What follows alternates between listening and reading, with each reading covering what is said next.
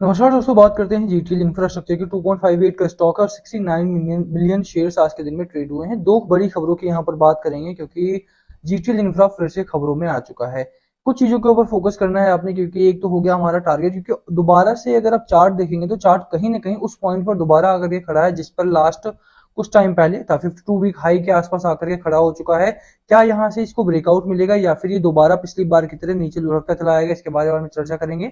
साथ में बात करेंगे कि क्या आपको यहाँ पे निवेश करना है, कितना करना है और कहाँ क्या आपका टारगेट लेकर के चलना है। खबरें हैं, वोडाफोन आइडिया की तरफ से भी एक बड़ी खबर यहाँ पर आ रही है इस स्टॉक को लेकर के, उसकी भी चर्चा यहाँ पर होगी क्योंकि टेलीकम्युनिकेशन इक्विपमेंट वगैरह सेल करती है डिजिटल इंफ्रा। तो इसका टेलीकॉम कंपनीज के साथ में काफी ज्यादा टाई अप रहता है। इसी वजह से वोडाफोन आइडिया का जो रिसेंट फाइनेंस या फंड रेज था उससे काफी ज्यादा बेनिफिट डिजिटल इंफ्रा को मिलने वाला है, उसकी चर्चा यहाँ पर होगी। चलिए स्टार्ट करते हैं इस वीडियो को। बट उससे पहले अगर आप चैनल पे नए हो तो प्लीज चैनल को सब्सक्राइब कर दो, हिट बेल आइकन ताकि आपको नोटिफिकेशन मिल सके। चलिए स्टार्ट करते हैं। फर्स्ट ऑफ ऑल बाहर जहां तक बात रही जीटीएल इंफ्रा की, आज के दिन में वॉल्यूम कम है। अगर आप वॉल्यूम देखेंगे, एवरेज वॉल्यूम इसका 100 मिलियन के करीब में रहता है, बट आज का वॉल्यूम अगर आप बात करें तो 69-70 मिलियन शेयर के करीब में इसका वॉल्यूम रहा है, जो कि काफी कंपेरेटिवली कम है। ओवरऑल अगर आप देखेंगे तो अभी भी ये 52 वीक हाई के पास पहुंच चुका है और 2.60 का था, 2.58 के करीब में ट्रेड कर रहा है। 4.88% की रैली यहाँ पर आई है, जो अच्छी खबर है। सबसे पहले वो अच्छी खबर में अगर आप देखेंगे तो आज हालांकि वॉल्यूम में काफी गिरावट है, उसके बावजूद भी जो डिलीवरी परसेंटेज है, परसेंटेज वाइज अभी भी लोग इसको उठा रहे हैं। जैसे मैंने बोला, आप पिछले दिनों भी देखते, 20 जून में निकल के दिन भी देखते तो 250 मिलियन शेयर्स यहाँ पर ट्रेड हुए थे ऑन एन एवरेज। इस हफ्ते में अगर आप बात करें तो 300 मिलियन का एवरेज रहा है। आज का वॉल्यूम काफी कम है कंपेरेटिव टू दैट। बट यहाँ पर अगर आप देखेंगे तो कहीं ना कहीं 20 जून को यानी कि कल के दिन में 58% के आसपास का डिलीवरी परसेंटेज रहा था। आज का डिलीवरी परसेंटेज भी इसी रेंज में अगर देखें तो 60% के करीब में आज का डिलीवरी परसेंटेज भी है। ओवरऑल अगर बात करें तो 70 मिलियन शेयर्स अगर आज के दिन में ट्रेड हुए हैं और तो 35 मिलियन शेयर से ज्यादा यहाँ पर लॉन्ग टर्म के लिए खरीदारी की गई है।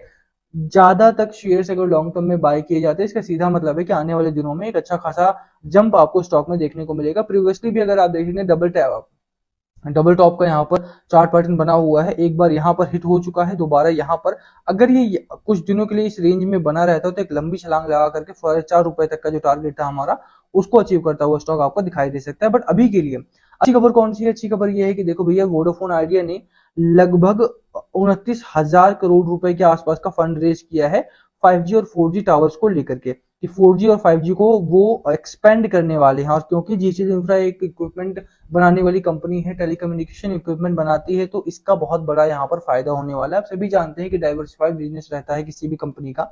वीआई यूजुअली इंटरेस्ट टावर के साथ ट्रेड करती है ज्यादातर, बट उसके बावजूद भी अगर आप देखेंगे तो जीटीएल इंफ्रा का से काफी ज्यादा सामान जो है वो वीआई ऑफर करती रहती है, ऑर्डर देती रहती है। और यही कारण है कि जब भी वीआई में एक तेजी देखने को मिलती है, जीटीएल इंफ्रा अपने आप उछलता है। पिछले अगर एक हफ्ते में अगर आप देखेंगे तो वोडाफोन आइडिया जहां साइडवेज या ऊपर निकलता हुआ दिखाई दिया, वहीं पर जीटीएल इंफ्रा में भी एक लंबी चौड़ी छलांग लगाई है स्टॉक ने। और एक महीने में अगर आप देखें तो लेट मी शो यू, एक महीने में स्टॉक आपका 61% के आसपास बढ़ चुका है।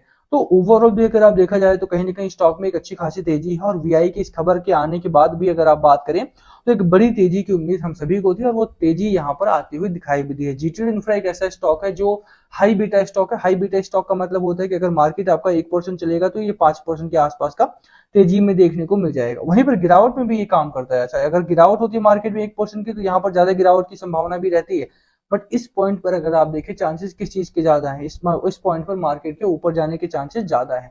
रीजन बिंग कि हमारे यहाँ पर पॉलिटिकल स्टेबिलिटी आ चुकी है, लगभग यहाँ पे सरकारें बन चुकी हैं, कोई भी ग्लोबल टर्मोइल यहाँ पर देखने को नहीं मिलने वाला है। इसी वजह से यहाँ पर स्टेबिलिटी को फोकस करते हुए मार्केट में आने वाले दिनों के लिए स्टेबिलिटी यहाँ पे रहेगा। अच्छा, एक और चीज, 29,000 करोड़ के आसपास का जो वीआई का प्लान है उससे वीआई को फायदा होगा और जीटीएल को भी फायदा होगा। ये एक अच्छी खबर आपके लिए हो सकती है। दूसरा, डिलीवरी काफी अच्छी है। और तीसरा, अगर आप देखें तो डबल टॉप का यहाँ पर चार्ट पैटर्न भी बन चुका है, यानी कि टेक्निकल पैटर्न भी आपका काफी अच्छा है। टेक्निकल पैटर्न को अगर थोड़ा और समझेंगे आप तो आपको समझ आएगा कि एक तो ये पॉइंट तो आपका है ही कि डबल टॉप यहाँ पर चार्ट पैटर्न बना हुआ है, यहाँ अगर कुछ दिन ट्रेड करता है रुकता है तो एक अच्छा खासा ब्रेकआउट मिलेगा और 4-4.5 रुपए तक का जो आपका टारगेट था वो आपको अटेन होता हुआ दिखाई दे सकता है। दूसरा, अगर आप देखें तो मैगडी में भी अच्छे चेंजेस है। मैगडी आपका हाईली बुलिश जोन में यहाँ पर बना हुआ है, आरएसआई भी आपका हाईली बुलिश जोन में है, यानी कि दोनों ही पॉइंट्स पे काफी अच्छे चांसेस है कि स्टॉक आपको एक अच्छा खासा प्रॉफिट आने वाले शॉर्ट टर्म में दे सकता है। अब बात करते हैं कुछ नेगेटिव खबरों के बारे में। देखो, किसी भी स्टॉक में बाय करते हो आप तो आपको ये चीजों का ध्यान रखना पड़ता है। ऐसा नहीं है कि अगर आपने बाय कर लिया है तो सब कुछ अच्छा ही होगा। इस कंपनी के ऊपर डेट बहुत है।